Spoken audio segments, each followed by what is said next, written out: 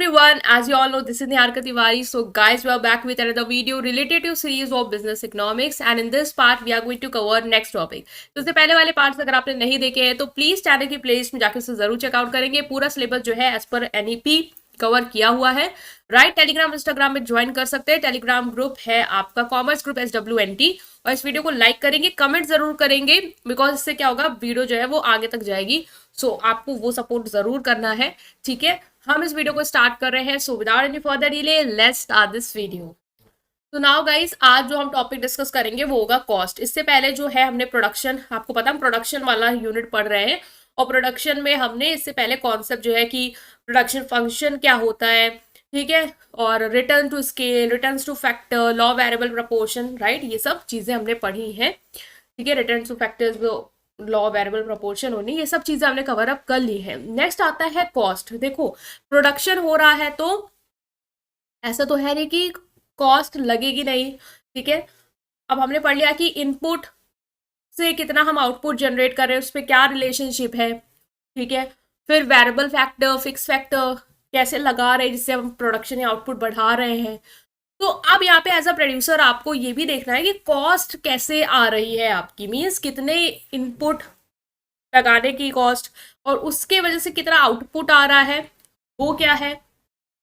तो output produce करने में कितनी कॉस्ट आपको आ रही है, तो हम ये सारी चीजें यहाँ पे कवर अप करेंगे। बिकॉज एक प्रोड्यूसर को कॉस्ट का भी कॉन्सेप्ट समझना होगा, तभी वो ये एफर्ट्स कर पाएगा कि वो कॉस्ट को क्या कर पाए, मिनिमाइज कर पाए, ताकि प्रॉफिट बढ़ा पाए। तो कॉस्ट है क्या और कितने टाइप्स है इसके, वो डिस्कस करेंगे। तो आपको एज अ प्रोड्यूसर ही अभी इस पूरी यूनिट्स में अपने आप को लेके पूरे कॉन्सेप्ट को समझना है। ठीक है, तो कॉस्ट क्या होती है? Cost is the sum total, अगर आप यहाँ पे देखो, cost is the sum total of explicit and implicit cost. अब दो चीज आ रही है कि ये इम्प्लिसिट और एक्सप्लिसिट कॉस्ट दोनों को मिला के आपकी कॉस्ट बनती है। अब क्वेश्चन आता है कि एक्सप्लिसिट कॉस्ट क्या होती है और इम्प्लिसिट कॉस्ट क्या होती है। तो cost in economics include actual expenditure और इनपुट, मतलब कि दो तरीके के एक्सपेंडिचर होंगे, ठीक है, जिसपे आप पैसा लगा रहे हो, जो आपकी कॉस्ट बन रही है। एक है एक्सप्लिसिट कॉस्ट, जिसे हम कहेंगे कि ये एक्चुअल एक्सपेंडिचर, मतलब सही मतलब जान का खर्चा, या कह दो कि सही का खर्चा है ना, एक्चुअल में जो आप एक्सपेंड कर रहे हो, खर्चा कर रहे हो इनपुट्स में, उसे कहते हैं एक्सप्लिसिट कॉस्ट। और and the computed value of input supplied by the owner, और अगर आप जो इनपुट है, ठीक है, वो अपने जो ओनर है, जैसे आप प्रोड्यूसर हो, आप सप्लाई कर रहे हो, ठीक है, तो उसकी जो वैल्यू है वो हो जाए इम्प्लिसिट कॉस्ट। जैसे आपने देखा होगा कभी आपने अगर जैसे शॉप खोलनी है आपको, ठीक है, तो शॉप खोली होगी अगर आपने, तो उसमें आपने गुड्स खरीदे जो बेचने हैं आपको, उसका आपका अलग खर्चा आएगा, वो आपकी क्या होगी, एक्सप्लिसिट कॉस्ट होगी, क्योंकि आपने उसमें एक्चुअली खर्चा किया होगा। लेकिन अगर वही शॉप आपने अपने घर में खोल दी होगी, ठीक है, तो आपका वो रेंट वाला जो खर्चा है, जो अगर आप बाहर खोलते आपको आता ही आता, तो वो एक्चुअल एक्सपेंडिचर हो जाता। बट एज आपने अपने घर में खोला है, तो वो चीज आप उसको एज एक्चुअल एक्सपेंडिचर नहीं कंसिडर करोगे, बिकॉज आप उससे अपने खुद के पैसे बचा ले रहे हो, अपना रिसोर्स लगा के वहां पे। ठीक है, तो वही है कि जब कंप्यूटेड वैल्यू, अगर, लेकिन ये तो नहीं है ना कि हम इसको इंक्लूड नहीं करेंगे, अगर हम इसको मिलाएं तो जो भी आपने अपनी भी अगर रिसोर्स लगाए, अपना भी कुछ इन्वेस्ट कर दिया है इनपुट, तो उसकी जो कंप्यूटेड वैल्यू जिसको हम कैलकुलेट करेंगे वो होगी आपकी इम्प्लिसिट कॉस्ट। तो इम्प्लिसिट प्लस एक्सप्लिसिट कॉस्ट मिलके क्या बनती है, आपकी कॉस्ट। सिमिलरली अगर जैसे कि घर और रेंट छोड़ दो, अगर कोई ओनर है, वो अपनी दुकान में बैठता भी है, ठीक है, पूरा डे बैठता है, तो वो भी एक खर्चा हो सकता है अगर वो वहां पे कोई इंप्लॉय हायर करता, उसकी सैलरी का खर्चा। बट वो बैठ रहा तो उसकी सैलरी जो है वो कहीं ना कहीं बच रही है, वो पैसा उसका बच रहा है, बट वो एक कॉस्ट की तरह कंसिडर की जाएगी एज अ हिडन कॉस्ट, जो कि एक ओनर ने एज अ इनपुट सप्लाई कर दिया है, उसकी कंप्यूटेड वैल्यू लेते हैं हम लोग। तो कॉस्ट जो है वो दो कॉस्ट से बनती है, एक इम्प्लिसिट और एक एक्सप्लिसिट कॉस्ट। ठीक है, और एक्सप्लिसिट कॉस्ट को फिर से देखते हैं हम। डेफिनेशन अगर देखें तो explicit cost are the actual monetary payment a firm makes to purchase input for production, means actual में कोई इनपुट को खरीदने के लिए जब आप पेमेंट करते हो मनी के टर्म में, वो होता है एक्सप्लिसिट कॉस्ट। चाहिए, ठीक है, जैसे आपने कोई ये स्टैंड स्टार्ट किया है, ठीक है, नींबू पानी बेच रहे हैं आप, तो उसमें आपको लेमन्स की जरूरत होगी, शुगर की होगी, कप्स की होगी, ठीक है, आप बेचो, तो उसकी कॉस्ट आपको उसको खरीदना पड़ेगा, उस इनपुट को खरीदना पड़ेगा। उसमें आप क्या करोगे, पैसा लगाओगे, ठीक है, नींबू खरीदने के लिए, चीनी खरीदने के लिए, कप्स खरीदने के लिए, ये सब चीजें। तो ये सब क्या है, एक्चुअल एक्सपेंडिचर जो आप खर्च कर ही रहे हो, ये क्या है, एक्सप्लिसिट कॉस्ट हो जाएगी। ठीक है, मान लो अलग अलग अमाउंट इन्वेस्ट किया है, 1600 लेमन्स में, 800 शुगर में, 400 कप में, तो ये आपकी टोटल एक्सप्लिसिट कॉस्ट 2800 आ जाएगी। तो एक्सप्लिसिट कॉस्ट क्या होती है, एक्चुअल मॉनेटरी पेमेंट जो एक फर्म करती है इनपुट्स को खरीदने के लिए। नेक्स्ट आती है इम्प्लिसिट कॉस्ट। ये क्या होती है, ये अपॉर्चुनिटी कॉस्ट होती है, using the resources that firm already owns for a particular purpose rather than their next best alternative. मतलब एक चीज सेक्रीफाइस कर, अपॉर्चुनिटी कॉस्ट क्या होती है, अपॉर्चुनिटी कॉस्ट बेसिकली होती है जब आपके पास दो ऑप्शन है और उसमें से आप एक ऑप्शन सेलेक्ट करते हो, तो जो ऑप्शन आपने रिजेक्ट कर दिया उसकी जो कॉस्ट है वो होती है आपकी अपॉर्चुनिटी कॉस्ट। तो आप एज अ ओनर क्या कर रहे हो, अपने रिसोर्स को यूज कर ले रहे हो, आप उस जगह कोई और भी यूज कर सकते थे, ठीक है, नेक्स्ट बेस्ट अल्टरनेटिव। अगर रेंट ले रहे हो तो आपकी घर के अलावा कोई और शॉप भी हो सकती थी, बट उसके जगह आपने अपना चीज जो है वो लगा दी। तो ये क्या है, इसकी जो कॉस्ट क्या है वो है इम्प्लिसिट कॉस्ट। कंटिन्यूइंग, जैसे आप मान लो स्टैंड लगा रहे हो लेमन का, if you decide to run the stand instead of working at a part time job where you could earn $50, the $50 you could have earn is the explicit cost. Like वही है जो बोल रहा था कि अगर आप एज अ दुकान में खुद काम कर रहे हो, अपना टाइम इन्वेस्ट कर रहे हो, तो ऐसा तो नहीं है कि अगर आप कहीं और करते तो आपको उतने काम करने की सैलरी ना मिलती, वो मिलती, बट आपने उसको छोड़ दिया और आप अपने आप को वहां पे इन्वेस्ट कर रहे हो जिसकी आपको सैलरी नहीं मिल रही। ऑफकोर्स आप अपने आप को सैलरी, ऑफकोर्स प्रॉफिट सब आप ही का है, बट अगर आप कहीं और करते तो उस काम की आपको सैलरी मिल रही होती, तो आपने उस अपॉर्चुनिटी को छोड़ दिया इस अपॉर्चुनिटी के लिए। तो ये जो कॉस्ट है वो है आपकी इम्प्लिसिट कॉस्ट। ठीक है, it represent the value of next best alternative foregone by using your time and resource in the venture.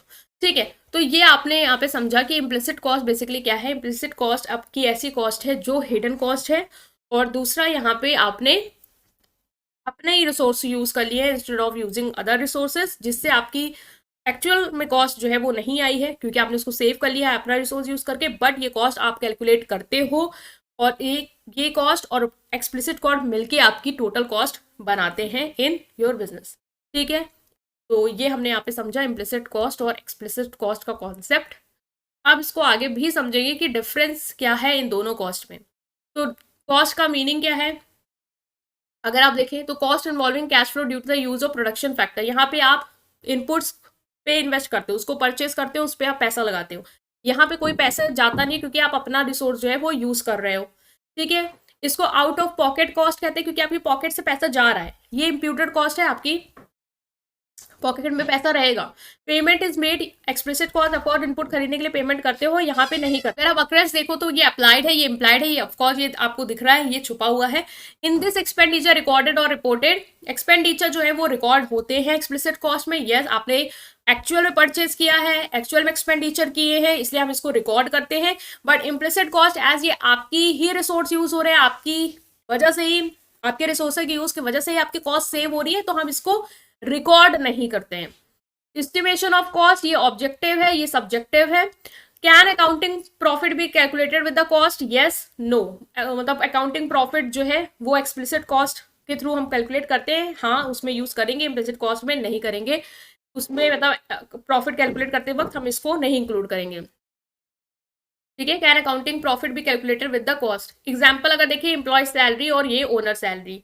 ठीक है, हाँ अगर आपको एम्प्लॉय रखते हो तो वो उसको सैलरी दोगे, पैसा जाएगा। ठीक है, तो क्या है आपका एक्सप्लिसिट कॉस्ट है, लेकिन अगर आप अपने आप को एज अ एम्प्लॉय कर देते हो अपने ही दुकान में तो वो ओनर की सैलरी है और वो इम्प्लिसिट कॉस्ट होगी। मीन्स चीज़ आपको अपनी जेब से निकाल के अपनी जेब में पैसा रखने की जरूरत नहीं है, वो मानी जाएगी एक तरीके की कॉस्ट, एज वो कॉस्ट में इंक्लूड की जाएगी, बट ये इम्प्लाइड है, ठीक है, इम्प्लिसिट है। तो ये हमने देखा यहाँ पे दोनों में क्या डिफरेंस है बेसिकली कॉस्ट में, इन दोनों तरीके की कॉस्ट में। राइट, सो हमने यहाँ पे समझा है कि कॉस्ट क्या है, इम्प्लिसिट कॉस्ट क्या है, एक्सप्लिसिट कॉस्ट क्या है, और हमने यहाँ पे लेमन डे का जो है वो एग्जांपल भी लिया कि आप अगर लेमन डे स्टैंड लगा रहे हो, ठीक है, तो उसमें क्या अगर आपने आपको लगा रहे हो, ठीक है, तो वो ऑफकोर्स इम्प्लिसिट कॉस्ट है, आप अपनी जेब से दूसरी जेब में पैसे डालोगे नहीं। ठीक है, वहाँ पे आपको मॉनेटरी वैल्यू जो है वो उसका बाहर जाने का कोई सीन नहीं है, वो अंदर ही रहेगा। ठीक है, तो ये हमने पढ़ा कि कॉस्ट और डिफरेंस कॉस्ट और एक कॉस्ट कैसे बनती है। ठीक है, दो कॉस्ट से बनती है, एक इम्प्लिसिट और एक्सप्लिसिट, और इम्प्लिसिट एक्सप्लिसिट बेसिकली क्या है वो हमने कवर किया। नेक्स्ट आता है कि कॉस्ट फंक्शन क्या है। जैसे हमने प्रोडक्शन फंक्शन पढ़ा था, तो हमने बोला था कि कॉस्ट बेसिकली अगर वर्ड फंक्शन आता है तो फंक्शन का यहाँ पे इकोनॉमिक्स में मतलब क्या है, रिलेशनशिप। ठीक है, तो कॉस्ट फंक्शन क्या बताता है, कॉस्ट फंक्शन आपका रिलेशनशिप बताता है इनपुट कॉस्ट और आउटपुट का। ठीक है, कि कितना आपने इनपुट में कॉस्ट लगाई है, उसका क्या आउटपुट आया, वो जो रिलेशनशिप है दोनों के बीच में वो है आपका cost function. In simple term, functional relationship between cost and output is refers to as the cost function. Mean कितने कॉस्ट लगाने पे कितना आपको आउटपुट मिल रहा है, उन दोनों में क्या रिलेशनशिप है, वो होता है बेसिकली आपका कॉस्ट फंक्शन। इसको अगर हम लिखते हैं तो लिखते हैं C is equal to function Q. तो ये क्या है, C means cost of production is equal to functional relationship है किसका, quantity of production that is output से। ठीक है, तो इसको ऐसे हम लिख के आएंगे। नेक्स्ट अगर आप ये पढ़े कि अपॉर्चुनिटी कॉस्ट क्या होता है, ये आपको एक पता होना चाहिए अपॉर्चुनिटी कॉस्ट क्या होता है। तो अपॉर्चुनिटी कॉस्ट मींस होता है value of next best alternative that is forgone when the decision is made to pursue a particular course of action. जब आपके पास मान लो दो डिसीजन लेना है, आपके पास दो अपॉर्चुनिटी है, आपने एक अपॉर्चुनिटी को जाने दिया और एक अपॉर्चुनिटी को क्या किया, आपने ग्रैब किया। तो जो अपॉर्चुनिटी चली गई उसकी जो वैल्यू है, ठीक है, जो आपने कुर्बान कर दी बेसिकली, वो क्या होती है, आपकी अपॉर्चुनिटी कॉस्ट होती है।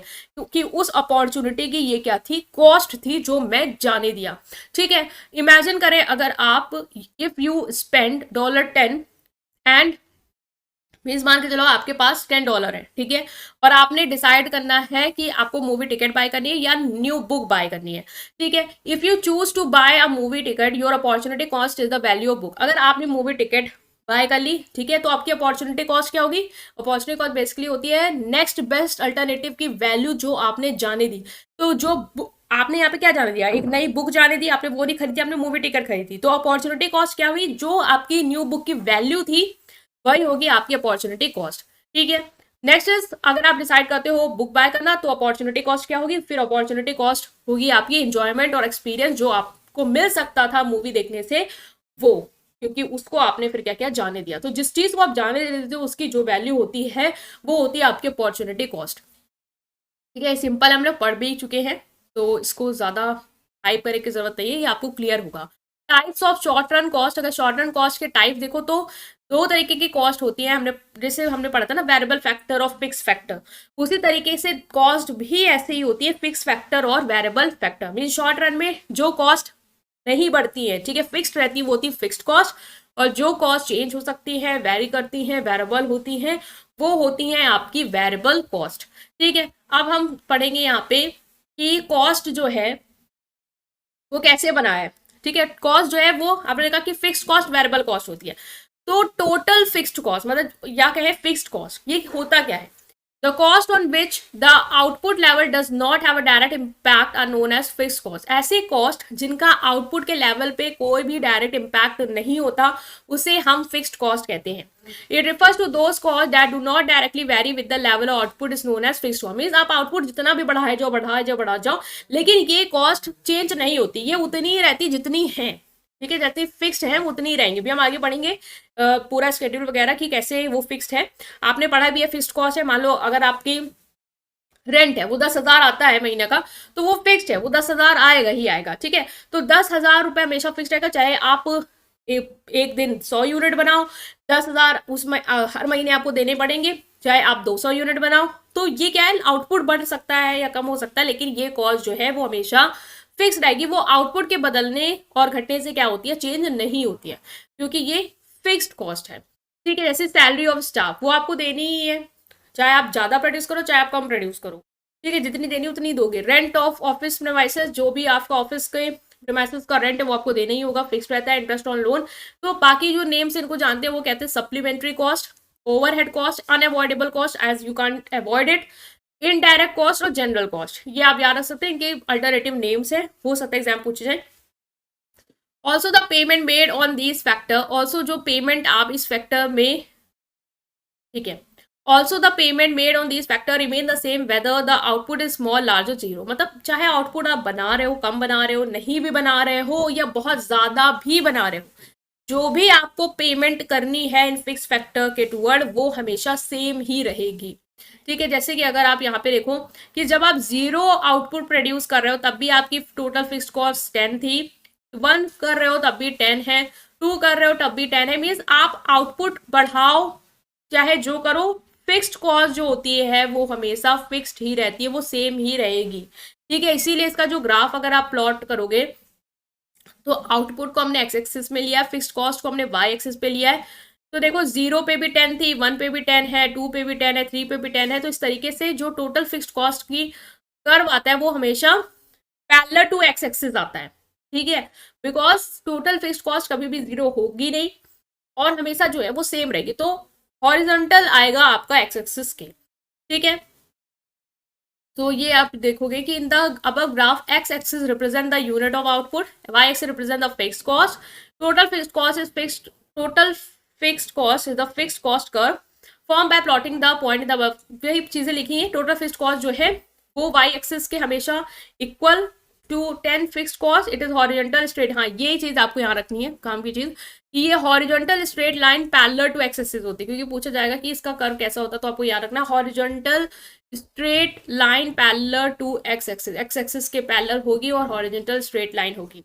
ठीक है, क्यों? क्योंकि output at all the output level even at zero level TFC remain the same. क्योंकि हॉरिजॉन्टल इसलिए है पैरेलल टू एक्सिस क्योंकि हमेशा चाहे जीरो लेवल आउटपुट ही क्यों ना हो, आपकी टोटल फिक्स्ड कॉस्ट सेम ही रहेगी। ठीक है, फिक्स्ड ही रहेगी।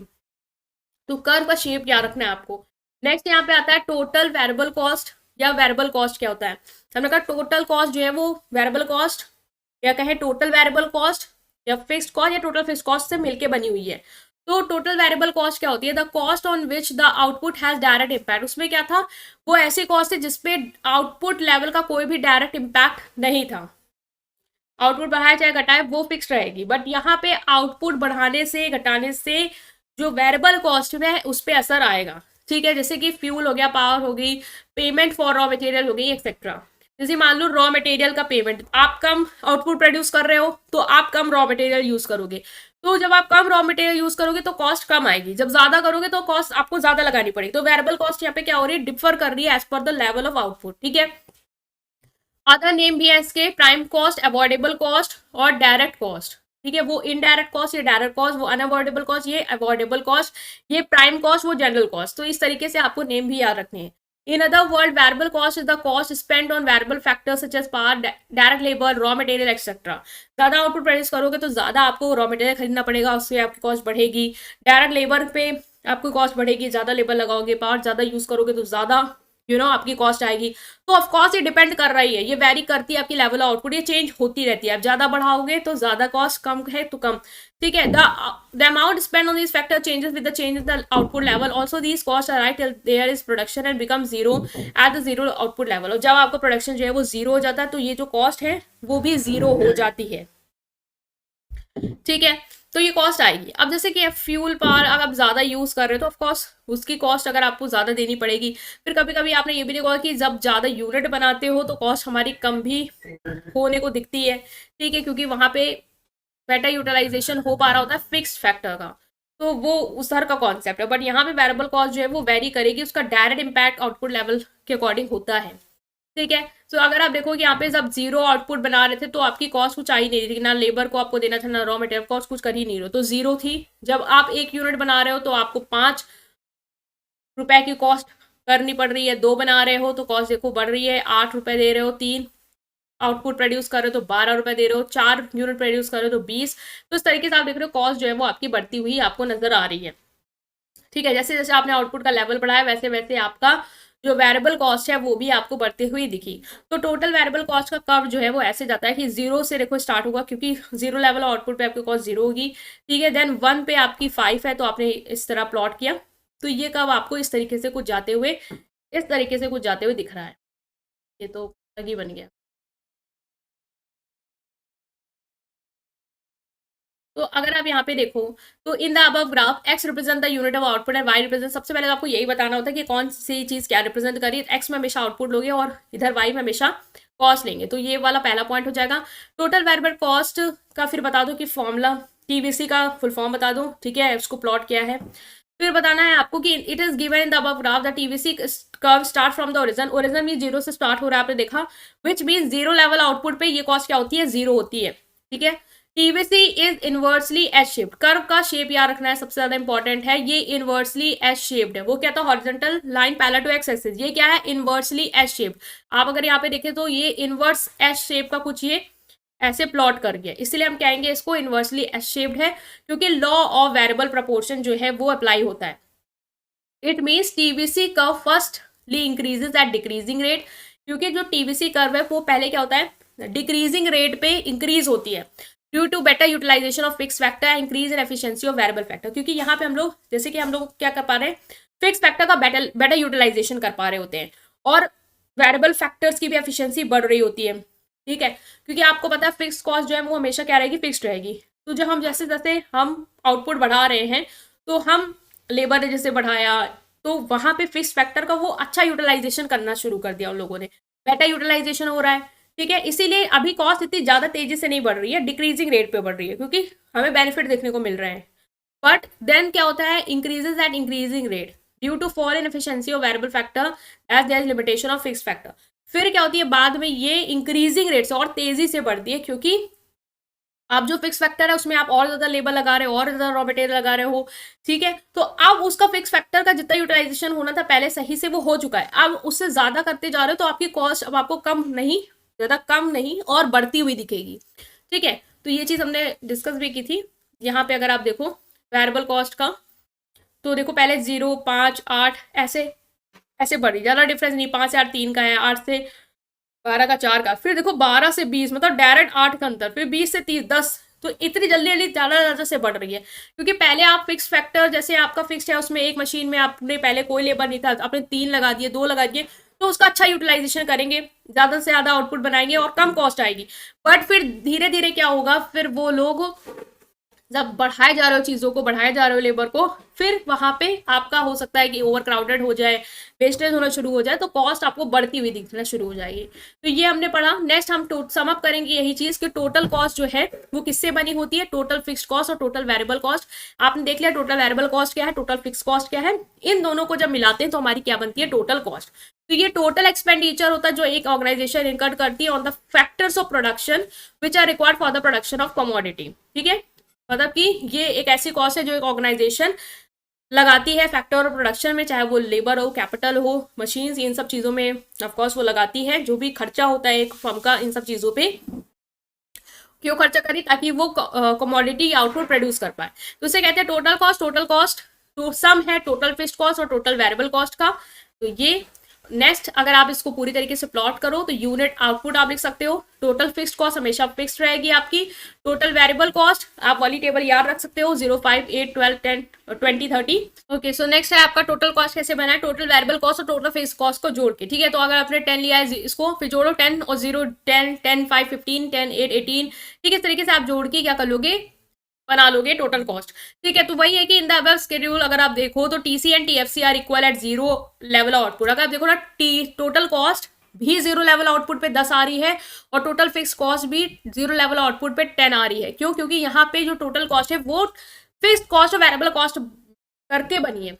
तो फिक्स्ड कॉस्ट फर्स्ट 10 है तो 10 में अगर 0 जोड़ोगे तो फर्स्ट 10 आएगा, ठीक है। तो ये याद रखना है कि at 0 level output total fixed cost भी 10 रहेगी मींस, और टोटल कॉस्ट भी आपकी कुछ ना कुछ रहेगी, लेकिन TVC that is total variable cost हमेशा आपकी क्या रहेगी, 0 रहेगी, ठीक है।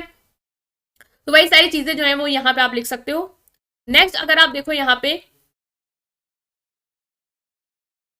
नेक्स्ट अगर आप इसको यहाँ पे प्लॉट करोगे टोटल कॉस्ट को, तो आप देख रहे हो यहाँ पे कि जो टोटल फिक्स्ड कॉस्ट है वो पहला line horizontal to X axis जो है वो बनेगी, तो आपने ये बना दिया टीएफसी। टोटल वेरिएबल कॉस्ट हमने कहा था 0 से स्टार्ट होगी, क्यों, क्योंकि 0 लेवल आउटपुट पे टोटल वेरिएबल कॉस्ट आपकी 0 रहेगी, कुछ नहीं रहेगी। तो ये देखो इनवर्सली ऐसे आ गया। टोटल कॉस्ट का अगर आप कर बनाओगे प्लॉट करके तो आप देखोगे कि ये आपकी 10 से स्टार्ट हो रही है, मींस टीएफसी वाले पॉइंट से स्टार्ट हो रही है। वाई, क्योंकि टोटल कॉस्ट टीएफसी और टीवीसी को मिला के बनी है, तो टीएफसी कुछ तो रहेगी ना, तो वो वहां से स्टार्ट होगी, 0 से नहीं स्टार्ट होगी, और ये भी एस इनवर्स एस शेप्ड का जो है वो कर्व लेगी, ठीक है। तो इन द अबव कर्व अगर ग्राफ देखो, TC curve is obtain by adding TFC, TVC and TFC. As TFC remain the same at output level, the change in TC slowly depend due to TVC. तो as आपने पता है कि TFC जो है वो हमेशा 10 ही रहेगी या हमेशा कांस्टेंट रहेगी, जो भी आपका हो यूनिट 10 हो 15 जो भी हो, वो हमेशा उतनी रहेगी। इसीलिए जो टीसी में चेंजेस आते हैं वो हमेशा किस वजह से आ रहे होते हैं, वेरिएबल कॉस्ट की वजह से आ रहे होते हैं। वेरिएबल कॉस्ट में वेरी हो रहा था वो आ रहा है, क्योंकि जो एक है टीएफसी वो 10 वो हमेशा सेम ही रहेगा वहां पे। Distance between the TC and TVC curve remain same. जो टीसी कर्व और टीवीसी कर्व के बीच का जो डिस्टेंस है वो हमेशा क्या रहेगा, आप लिखोगे सेम रहेगा। Just like TVC curve, the TC curve is always inversely S-shaped because of the law of variable proportion। और TC curve भी हमेशा आपका क्या होगा, S-shaped ही रहेगा because of law of variable proportion। ठीक है, लॉ ऑफ वेरिएबल प्रोपोर्शन जो है वो ऑपरेट कर रहा है कि कॉस्ट जो है वो पहले डिक्रीजिंग रेट पे बढ़ रही है, फिर इंक्रीजिंग रेट पे बढ़ रही है, इस तरीके से। ठीक है, तो ये हमने यहाँ पे कॉन्सेप्ट समझा आपका कॉस्ट का। आई होप आप समझ पाए हैं। स्टिल कोई भी डाउट है कमेंट सेक्शन में पूछेंगे, वीडियो को लाइक करेंगे, चैनल को सब्सक्राइब करेंगे। Thank you.